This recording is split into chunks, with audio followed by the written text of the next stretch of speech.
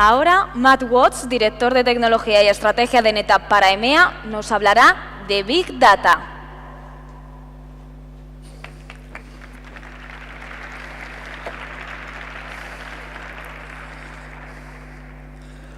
So, good afternoon. I'm going to talk much more slowly than I normally do. I tend to have a habit of talking very, very quickly. I'm conscious that I don't want to do that here. There's a few things I wanted to talk about, and interestingly, when I was stood backstage and the adrenaline starts to go because you're about to come on stage in front of this audience, I felt a bit like the bullfighter. Now that I'm on stage in front of all of you, I'm thinking maybe I feel a little bit more like the bull. So I wanted to talk briefly about big data, and just as we thought we'd got rid of cloud and the whole idea of cloud had started to quieten down, we now have a new term, this big data term. So what does it mean? What is this thing called big data, and what is it that we're doing to address it? Everybody here, I'm sure, remembers the earthquake in Port-au-Prince that happened fairly recently. A devastating event that affected the lives of several million people. When that incident occurred, of course, everybody was mobilized to work out, how do we help the people who've been affected? How do we get the aid that we need and the people that we need into Port-au-Prince to be able to help these people, to be able to get them the support that they need as they need it? And this is where big data comes in. When the Port-au-Prince earthquake happened, the telephone companies were able to provide the mobile information, the tracking information for mobile phones for 2 million people who lived in Port-au-Prince. The rescue agencies were able to track live the movements of 600,000 people who'd been affected by the earthquake, who were moving away from the center of Port-au-Prince, trying to get away from the earthquake zones. And they were able to direct the aid, they were able to direct the people that needed to be there, they were able to put in place, and in the right place, the support, the aid that these people needed, because they were tracking their movements en masse as they left the area of Port-au-Prince. That, for me, I think is a great example of big data. How do we start to use this incredible wealth of information that we have and use it to levels we've just never thought of before? So we're entering a new era of IT, certainly in the world of storage, and it's this era of scale. Now, as with any new era, nothing that we've done before goes away. We still have demands for increasing performance. We still have demands to be more efficient than we've ever been before. But we now have to start building systems that can cope with data on a scale that we simply have never had to deal with before. And at the scales that we're now talking about, lots of things start to break. Lots of the traditional ways of doing things simply don't work anymore. So it's requiring us to think of new ways of doing things. I'm sure most of you will have heard of this term, yottabyte. I'm Matt Watts, by the way, and I hope that the next term will be the mattabyte, because I think I'm the only person who's using these terms at the moment. But we're already starting to see this huge growth and starting to come up with new terms as to how we describe it. If you look at why this is occurring, the original systems that we had were fairly basic systems, the information that we were storing was fairly rudimentary, it was fairly basic information. It was systems of record. Then, of course, we started having more of a need for collaborative networks. Then we brought in the growth of mobile devices. And, of course, now what we're seeing as well is audio and video. What this is leading to is that we will see an 800% growth in storage requirements between now and 2015. What I think is very interesting from a storage perspective is that storage has become sexy. And I didn't think I would ever say that. Storage, typically this is how it works. The application is exciting. The virtualization layer is also quite interesting. The servers are interesting. The network you probably already have, and the storage was something that was the last thing you thought about. And as you move away from the application, the less people care. And what I think is starting to happen is that because of the sheer quantities of data that we have to support and we have to cope with, I believe we're starting to see this flip. And I believe what we're starting to see is that people are now more focused on the infrastructure and how that supports the data and the applications, not just the ones you have now, but the ones that you may have in the future. And I truly believe we've gone through this kind of design flip, if you like, where the storage has now become far more fundamental than it ever was before. So I think this is a great time to be certainly in the storage business, and a great time to be, a partner, certainly working with us, NetApp. When I look at other reasons why we've seen the level of growth that we have, one of the most simple ones that I can give to you is that you've seen all of the new branding.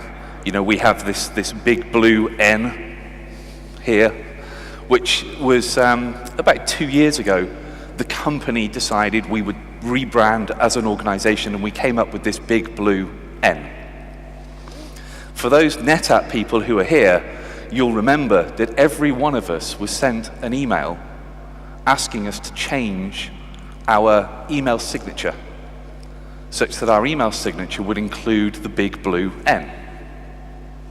Now, being a technical guy, I wondered what the impact of that was, because somebody, somewhere in marketing, had taken a decision that 12,000 people should change their email signature, and had probably thought nothing more than that.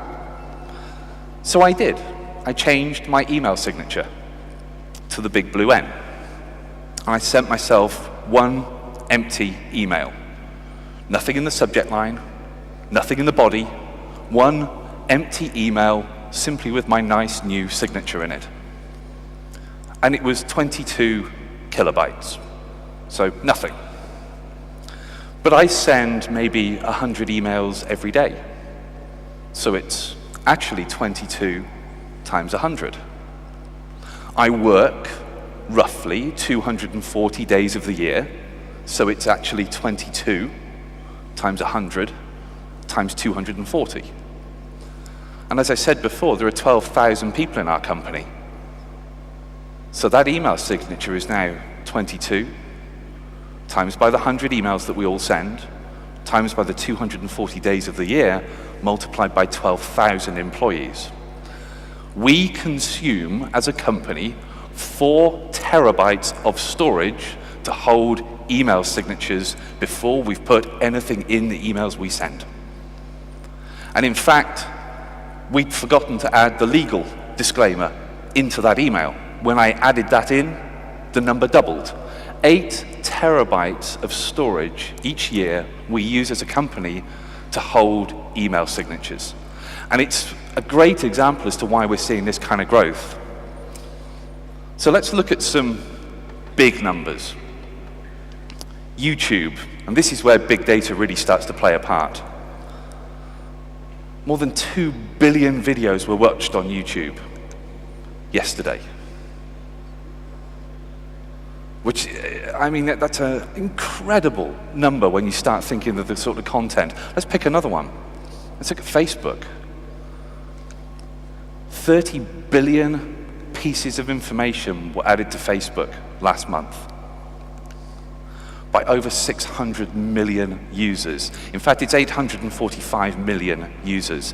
There's a key difference between these two things, though, and this is where my story's going. YouTube is about vast content, And it's about being able to store huge amounts of content of information. Facebook is about storing lots of much smaller bits of content, but linking them together. And starting to actually create intelligence as to what this Facebook content is, knowing that what's interesting to one user might affect another user, knowing how not just the information lives there, but how the people who consume and use the information interact with each other. The demands that starts to place are absolutely phenomenal. So we've got these three things. One, data growth. Data is growing at an exponential rate, you know this, and I think it's now going to grow faster than it ever did before. Because not only are we seeing this natural growth because of the content and the sheer volumes we're creating, we're starting to see a real desire from companies to get value from it. If I'm holding all this information, what value can we get from it? In fact, I wanted to do this talk today, and because I realized I'm obviously I'm not a Spanish speaker, I wanted to use stories as a way of making my point.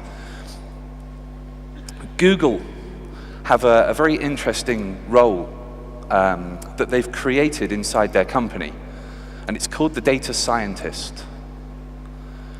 Now, I don't know how many of you have ever come across that term, but it's a new role.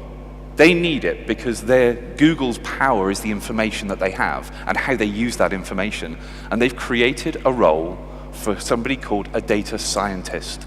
And this person's only role in life is to look at how they can use the information that they hold to drive value for Google, to create new opportunities for Google. And I'll give you one that I think is a fantastic example.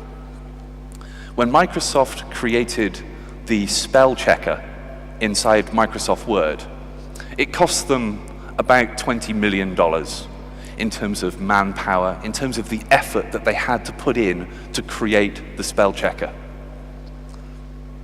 Google decided they wanted to create a spell checker as well, a way of checking people's spelling online. It cost Microsoft $20 million. Anyone want to guess how much it cost Google to create a more comprehensive spell checker than it did Microsoft? 0. Nothing. And the way they did it, I still find to this day is incredible. They used something which we now call data exhaust. This is the information that gets input that never actually gets stored anywhere.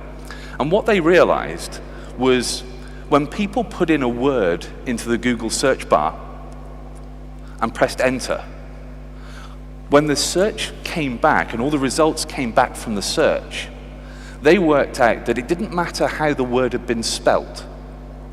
The chances are that the URL that somebody clicked was the correct spelling.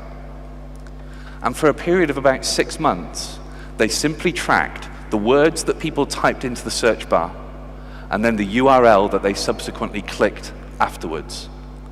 And from that, they found out hundreds of different ways that people incorrectly spelt the words, but then the correct spelling was what they clicked. They created the spell checker for nothing. And they created it by using information that you put into them as well.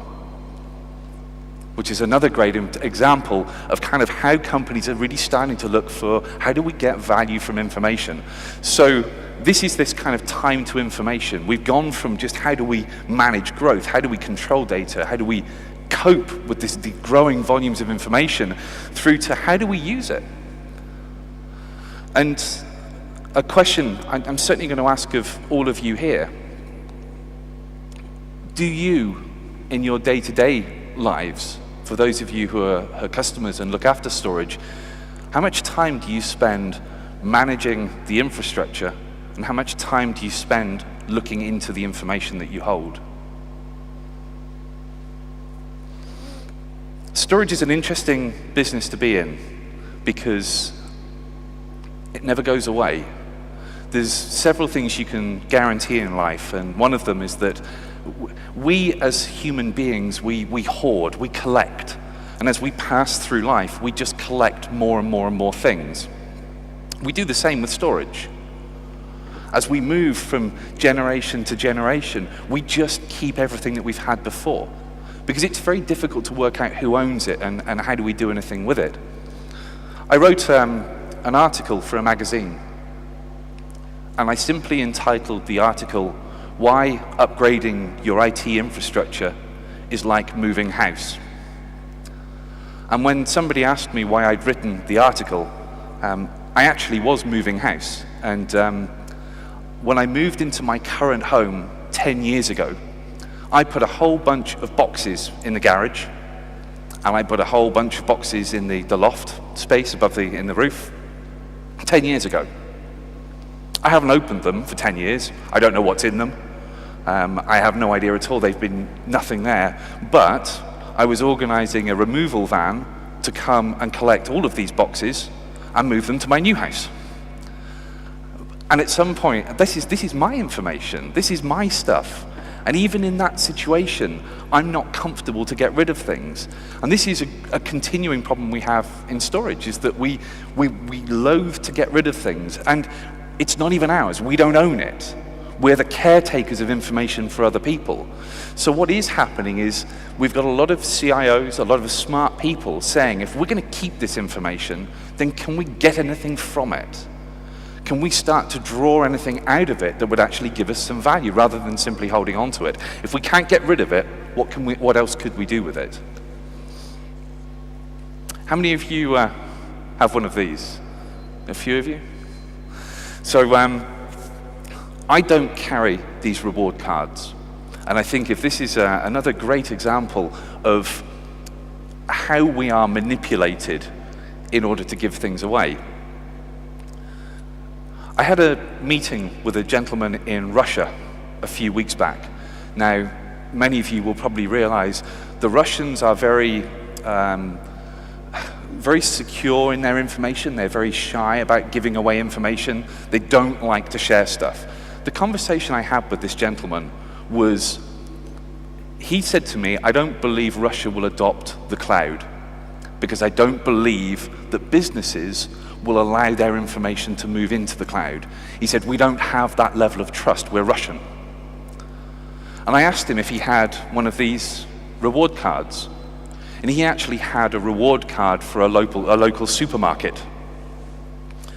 And I remembered asking him the question. I said, do you know how much information you're giving away with your reward card? And he stopped and he hadn't really thought about it before.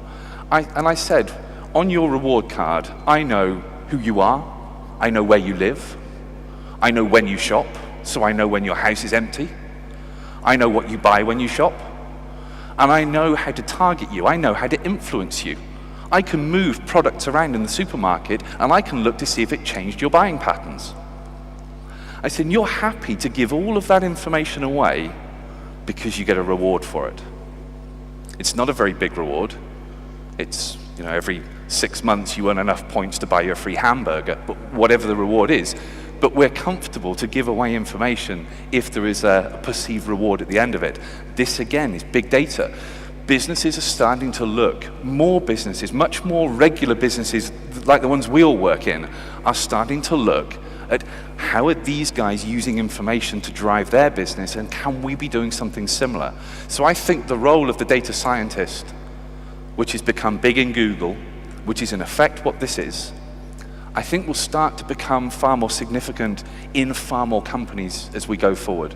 I just think it's natural that it has to happen. Ricardo said at the very beginning, we're looking at this from three dimensions. One is analytics, which is how do we extract more value, more information? How do we run more queries against the information so that we can get value from it? The second one is bandwidth. How do we simply ingest and exgest information as fast as we possibly can? The first one, if you like, is a little bit like Travel Club. The second one, if you like, is maybe more like YouTube. And the third one is content. How do we store the vast content, the vast amounts of information that we need to be able to store going forward? How do we start to scale towards systems that can cope with petabytes, exabytes, zettabytes, yottabytes? because everything that we know today will break. The file systems that we use today will not cope. So we have to think about these three things, and I wanted to give you this definition because people can kind of say big data and feel that there's one solution to big data. There is not, because big data requires three very different things depending on what you're trying to do. So we have analytics. And analytics is our Hadoop solution. We're packaging solutions to bring a solution to market, not simply a product. This is a combination of FAS technology to hold the metadata and a combination with E-series technology in order for us to get the bandwidth and also the price that we need to get to. So that's one aspect of big data. Then we have bandwidth. And this is very much E-series. This is why we bought E-series. We are, gentlemen, a two-platform company. Ladies and gentlemen, we are a two-platform company because we have to be. The requirements that you have for bandwidth, for the speed of getting data in and out, and that's the requirement. People don't want lots of intelligence. They don't want lots of data management. They simply want performance. And that requires something different. It requires a different platform than the ONTAP, the FAS platform that we've always had. And then, of course, you've got the content. How do we simply start to store vast amounts of information where file systems will simply break down? And this, again, requires a different solution. We're looking at it with storage grid combined with E-series, which allows us to really start looking more towards object storage, where we're not constricted or confined by the file systems that we've been relying on for so long. So there's three different areas to big data, and they each require a subtly different solution. And the solution that they require is not FAS. It's not the ONTAP platform that we've been used to. But for me, I think this provides us with a fantastic opportunity. I absolutely believe, and I've worked for NetApp for 7 years, and I stand and I do these kind of talks. I'm not that good an actor. I couldn't stand up here and talk the way that I do unless I believed in what I'm talking about. I truly believe that with ONTAP, we absolutely have the platform to solve people's management challenges. It is the platform for shared infrastructure. And where we're taking it, and my colleague Javier will talk more about this, is a great, great future to that platform. And then alongside it, we now bring in E-series as well, which allows us to tap into the big data market. And the big data market is going to be massive, really big. So again, we've now got one of the leading platforms, E-series, Ingenio. The history that platform has is staggering, and we're now coming to the market with the best-of-breed solutions in both areas, which I think sets us up beautifully going forward. So my ask to you, because I think sometimes we can go to events, sometimes you can listen to people talk, and sometimes we don't ask you to do something. And I think if you come to an event and you sit through a bunch of talks and you have a number of conversations and you go away and you don't do something differently, then I think you've wasted some of your time. I think you've missed an opportunity. I want to ask you for two things. The first one is, what are you starting to do with big data? How are you going to start considering how you actually really put in solutions that allow you to use the data that you have to deliver value? Because it may not be something that you've considered so far. So I'd like to ask you to do that. And my second ask of you, the world of IT is changing. CIOs are being held more accountable for the value that IT delivers to the business more than ever before. And value is not performance. Value is not meeting service level agreements. Value is not efficiency. Value is, what did IT enable the business to do differently or better than it did before? So my challenge and my thought that I want to leave you with as you walk away from here is just think to yourselves, what value did I, or what value did my IT team deliver to the business last year? And if you can't come up with a list, it's worth thinking about how could we tap into something maybe like big data in order to be able to drive better and higher value to the business next year. On that note, thank you very much indeed.